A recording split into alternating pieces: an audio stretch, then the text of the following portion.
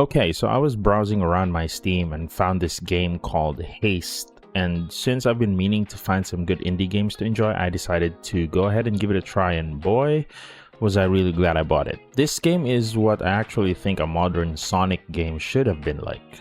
I'm not a big fan of this type of genre, but this new roguelike runner about outrunning the apocalypse somehow made me care about going really fast, turning every sprint, jump, and crash into a pulse-pounding dance. After a weekend of playing, here's my spoiler-free take on why this game feels like a fresh twist on Subway Surfers. From the first minute, HASTE controls felt intuitive but surprisingly deep, despite the simple controls. You steer with the left stick, you dive with the A button, and you deploy a hoverboard for air control. Simple, right? Wrong. Within minutes, I realized this wasn't just about going fast, it was really about earning speed. Landing perfectly on a slope after a jump sends your character Zoe, your courier protagonist, rocketing forward with a satisfying whoosh. Miss the angle though, and you'll skid to a halt as the world collapses behind you. The game doesn't really teach you much after the starting tutorial and just lets you be creative with your routes. My early runs were messy, but each crash taught me something. How to read terrain, how to conserve my hoverboard energy, and why greedily chasing spark pickups, which is the in-game currency, often ends in disaster. The game features procedural generation, so that keeps things unpredictable.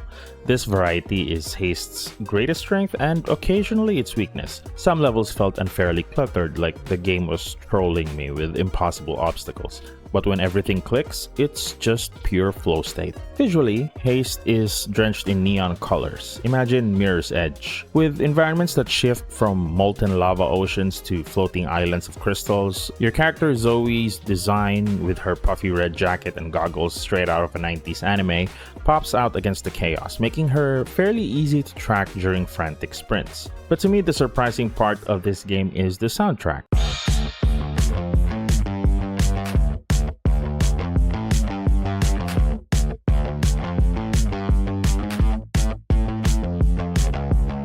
You have a pulsing synthwave beat that syncs to your movements, escalating as the apocalypse gains ground.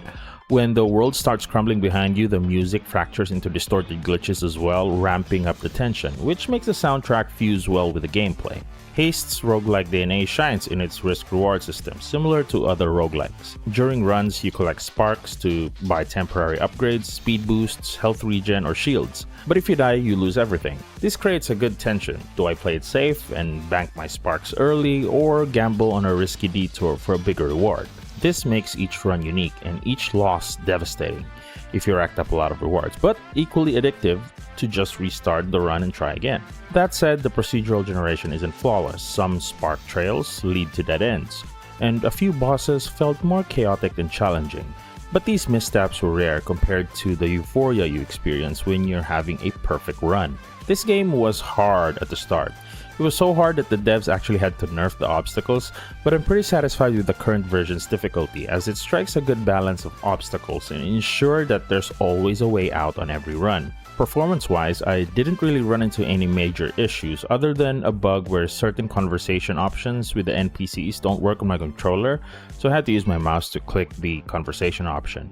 But other than that, the game runs smooth as butter, as it should be since speed is the name of the game. Its 15 to 20 minute runs are perfect for quick sessions, and the gradual unlocks, new abilities, cosmetics, and even lore snippets about the collapsing universe keeps you hooked. For $20, it's a pretty good steal compared to bloated $70 AAA titles.